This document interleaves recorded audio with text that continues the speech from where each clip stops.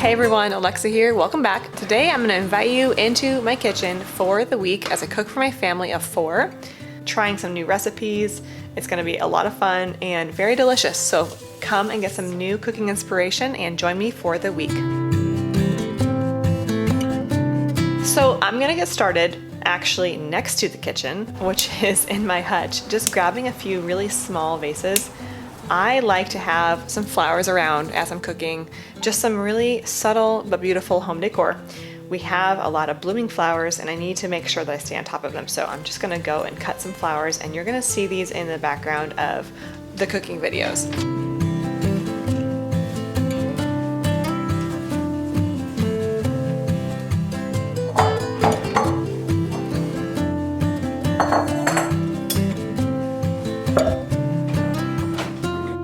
Okay, so today I'm gonna get started 2 recipes that you're gonna see me finish tomorrow. So first I'm gonna start my sourdough bread, sandwich bread recipe. You probably saw this on my channel last week. It's a new recipe, but it is instantly a favorite. This recipe has 4 tablespoons of butter in the bread. So I'm going to melt the butter, let that cool, and then you'll see me incorporating that into the dough. Now I'm also going to start a new recipe, which is brown butter einkorn chocolate chip cookies. And for that recipe, I'm going to be browning butter. So I've got 2 butters going right now because one is a full stick that's going to be browned and the other one is just melted butter. The difference between melted butter and browned butter is that browned butter stays on the stove longer, evaporates a lot of the liquid, so it's very rich and it's got a really nice toasted flavor and smell to it. So for the sourdough bread recipe, I'm going to combine 3/4 cup sourdough starter, 1.5 cup filtered water, 1.5 teaspoons salt, 4 tablespoons butter, melted and cooled, 1 to 2 tablespoons of sugar, a tablespoon of olive oil, and 4 cups of all-purpose flour. So I just showed you a clip of the browned butter. So it's literally brown. This method is very traditional, but I feel like it's coming back into play when it comes to people making cookies in their home. They are rediscovering browned butter. Maybe it was never lost in your household.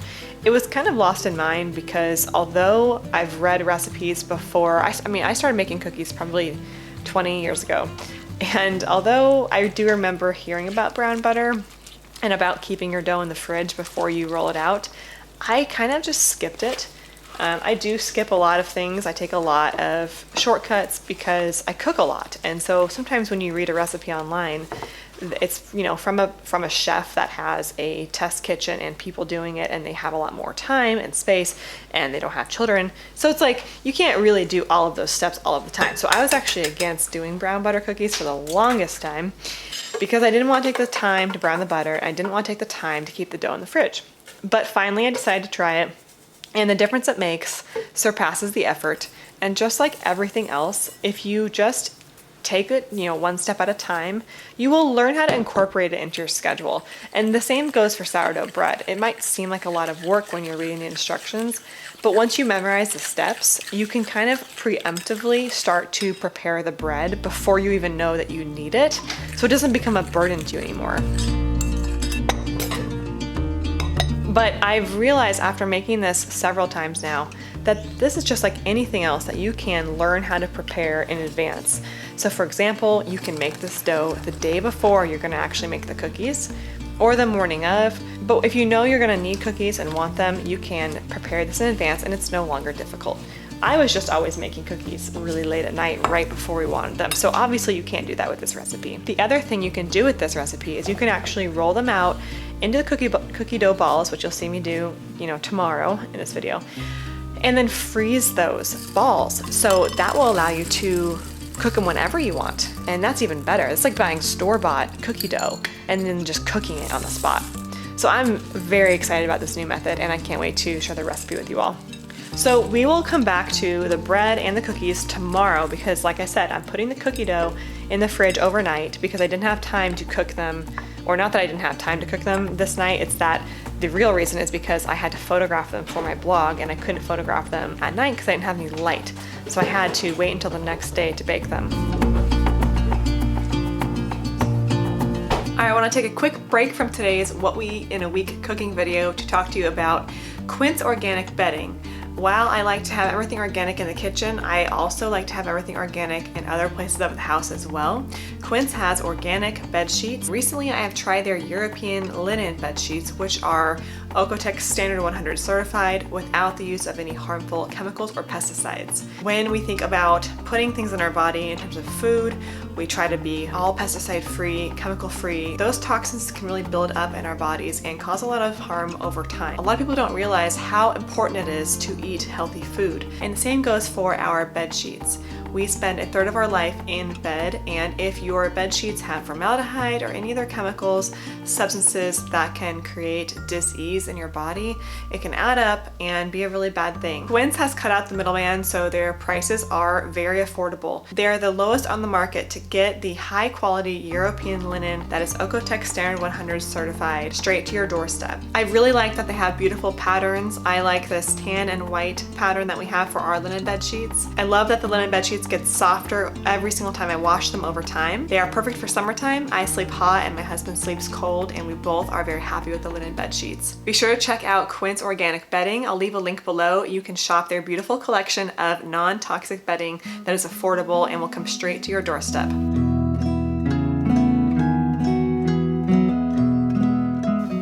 Okay, so this is the evening now, and I am doing stretch and folds on the sourdough sandwich bread. Now you can make a rustic sourdough loaf. If you're new to bread making, you might not know what I'm talking about, but you go to the store and they have like sliced sandwich breads, and then they have, round loaves. And they both can be used for things like toast or sandwiches. So there's not really a best bread, but the sandwich bread style is a lot more moist and springy, whereas the rustic, like the boules or the loaves, are more dry and airy. So it really depends on just what you like, but we use them in the same sort of way. So right now we're really into the sandwich bread because I've been making the rustic loaves for so many years. The sandwich bread is rich and decadent.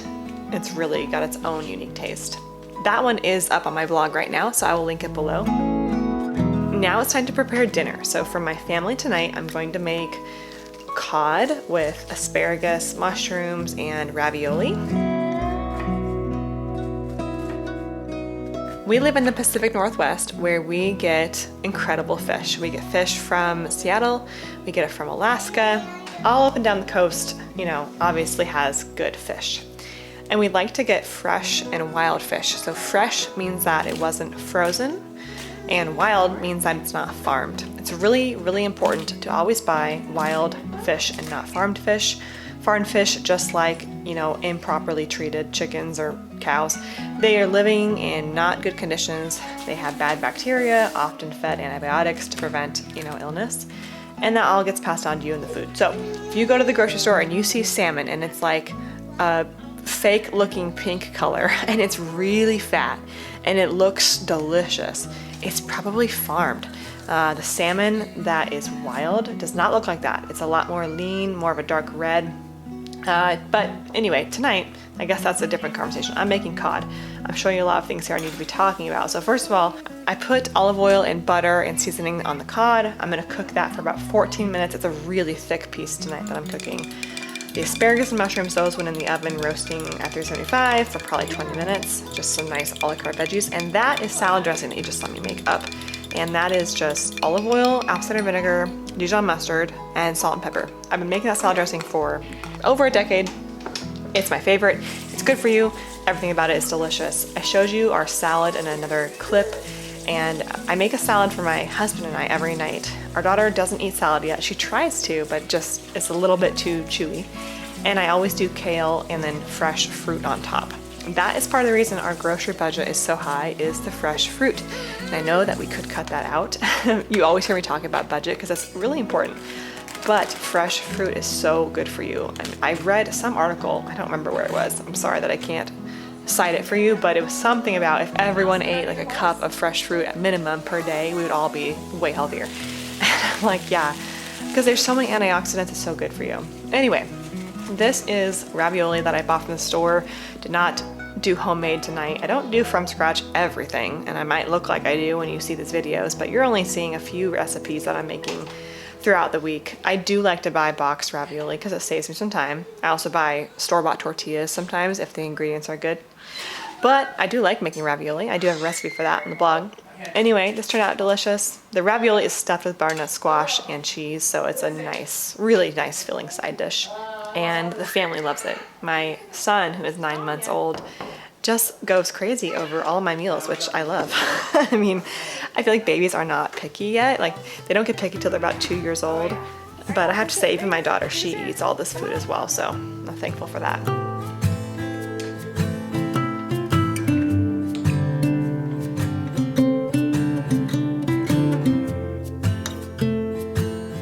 And welcome to the evening time at our home, and I'm lighting a candle because I can, and I'm gonna just do a few more stretch and folds on this dough. You don't need to do as many stretch and folds when you're making sandwich bread, but I sure like to because it makes it really bouncy and springy and have a nice rise, so I enjoy that.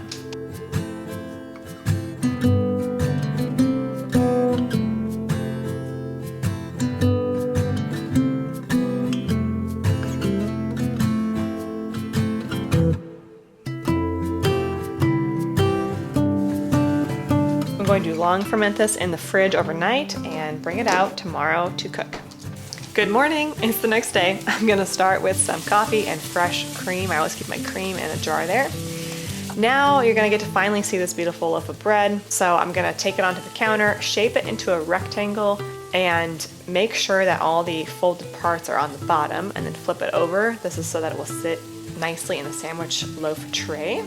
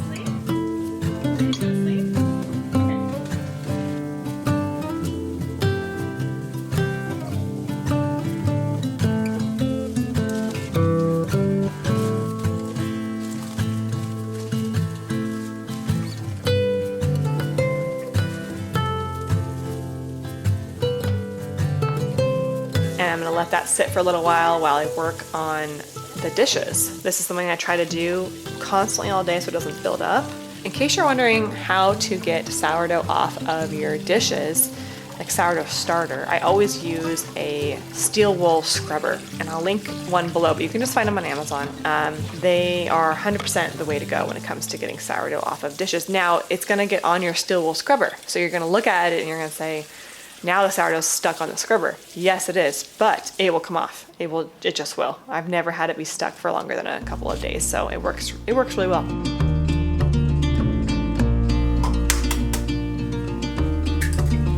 I'm making an egg wash to go on top of the sourdough bread.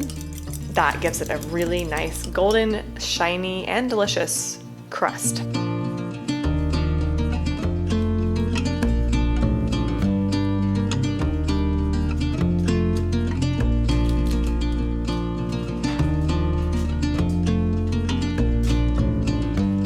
And now it's time to make the cookies.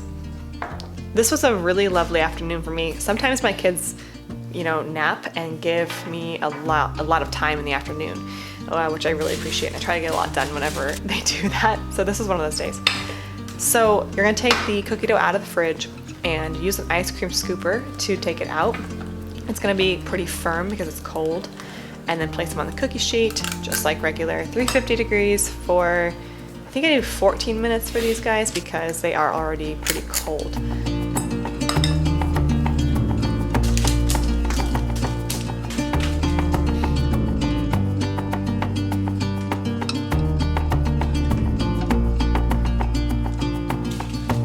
So I just took out my sandwich loaf bread and it looks beautiful.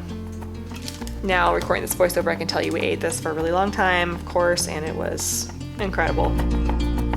And here are the cookies. Now if you're wondering why one of the trays was missing a few cookies, it's because I cooked some the night prior just for my husband and I. So I cooked like just a couple of them and then saved the rest for the next day. Which is what's nice about this dough is you can either keep it in the fridge for 1 or 2 days, you know, you roll the balls up and keep them in the fridge until you're ready. Then you can have fresh cookies every night, and that's better because otherwise you're cooking a whole bunch and then they sit for a few days, unless you have a big family. But for us, they usually last us a few days. But if I just keep them in the fridge or the freezer, it's fresh cookies every night, man, and that is just so fun. I mean, we're loving it. We are loving the new method of brown butter einkorn cookie.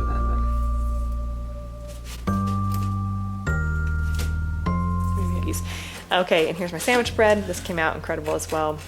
I always really appreciate when the effort I put in food is beautiful and delicious and people like it. It makes all of the hard work 100% worth it.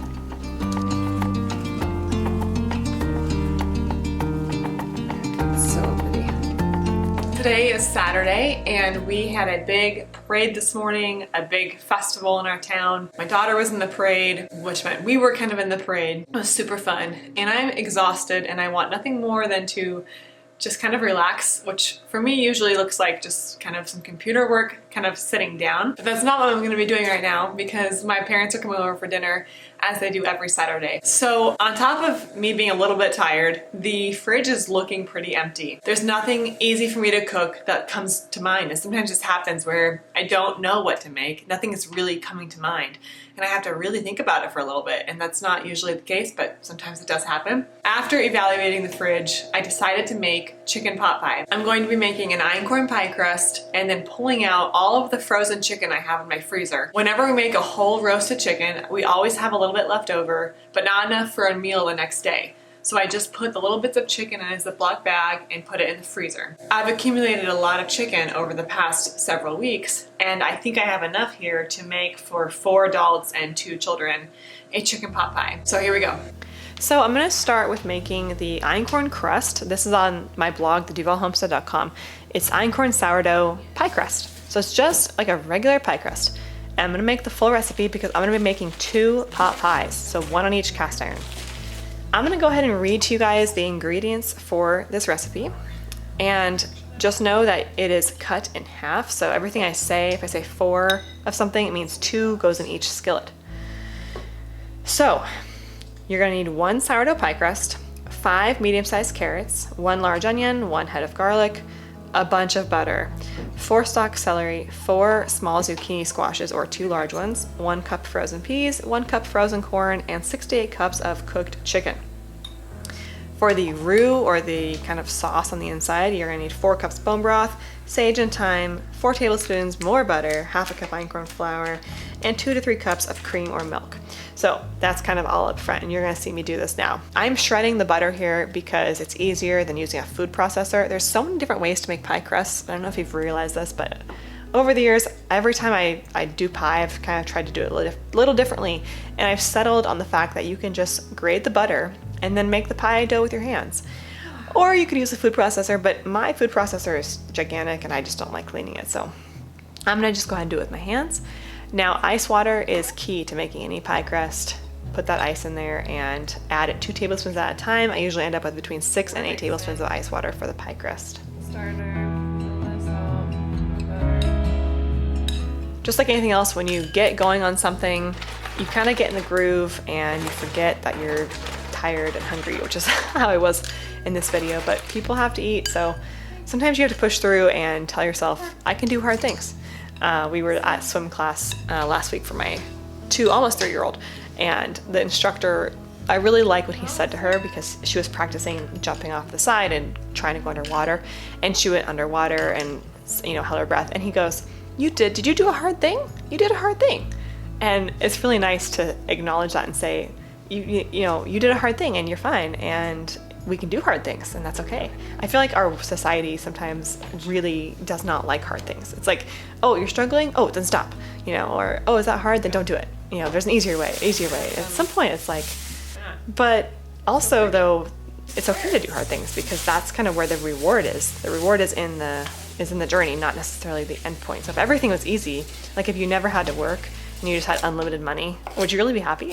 Like, I wouldn't.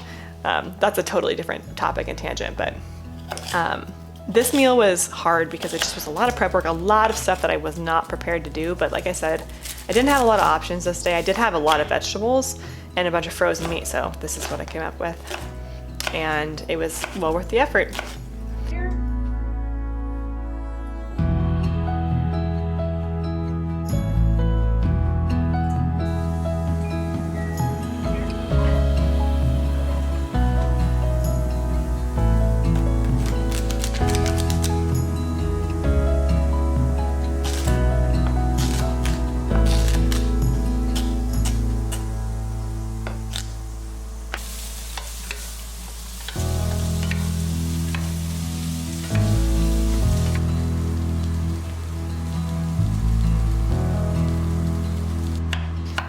These zucchinis were so beautiful. I don't even know if they're called zucchinis. Maybe someone can comment below and tell me what exactly they're called, but they're squashes. But the skin was thin enough that I didn't have to cut it off. I could just cook the squashes.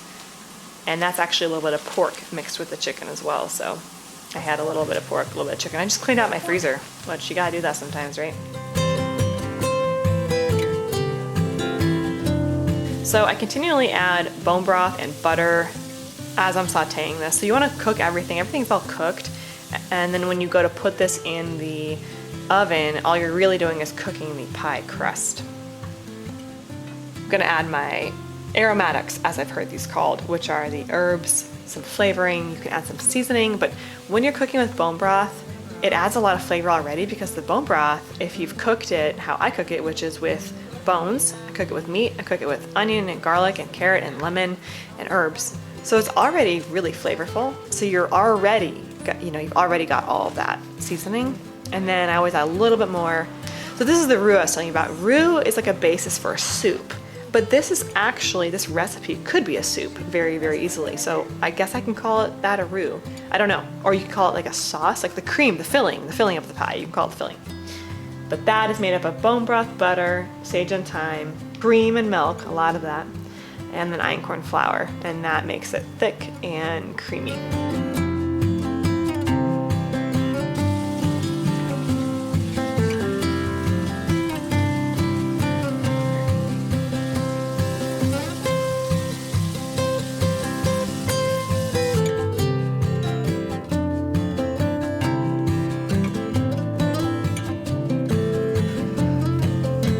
Whenever I make pot pie, I find myself saying I should have made more filling, more of the juices, so that way it's like really juicy. So you can feel free to just add more and more. Now I'm adding my pie crust to the top. I'm not going to be picky about how this looks. I'm just going to get them on there. That's kind of the best part of this recipe is you're not actually making a pie. There's no pie on the bottom.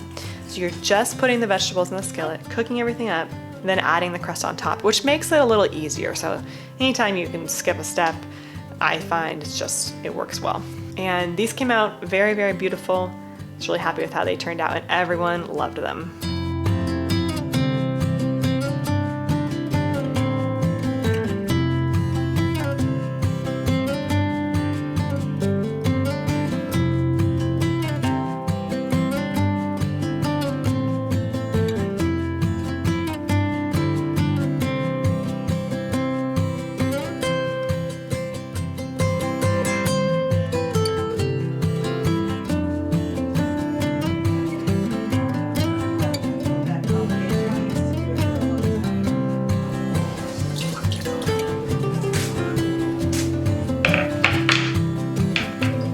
Okay, for my last meal, this is another chicken recipe, and it's just a staple that I wasn't gonna throw in this video, this footage of me, but I thought, well, I'm already doing some chicken, I'll show you another way to cook chicken, and that is a whole roasted chicken, which you have seen me do on my channel before, but when I do these what we eat in a week videos, I'm being honest, this is what we do, and we do make this every week, so it's a staple, and if you haven't incorporated it into your weekly cooking menu, I suggest you do. It's really easy, really delicious. So in a large baking dish, I add carrots, sweet potato, onion, and garlic. And now I do whole garlics here. which are really yummy in the end. And then, you know, when it's all cooked, I just eat probably 4 or 5 large garlic. It's really good for your immune system and all sorts of things. I add my chicken, I stuff it with herbs and a lemon, drizzle the whole thing with olive oil, cover it with herbs or seasonings, add bone broth to the bottom, some butter on top, and get that cooking in the oven.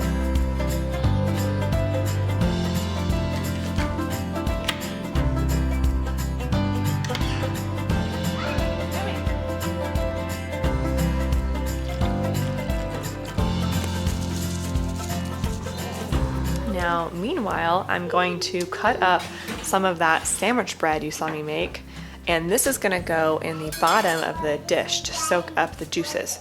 Now, first you have to toast it. So this is kind of another layer to this meal, but it is so worth it. And again, once you get used to it, you can get used to anything. Like, that is the moral of the story here.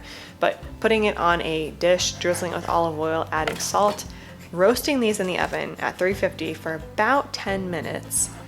And then I'm gonna be putting them into the pot with the chicken.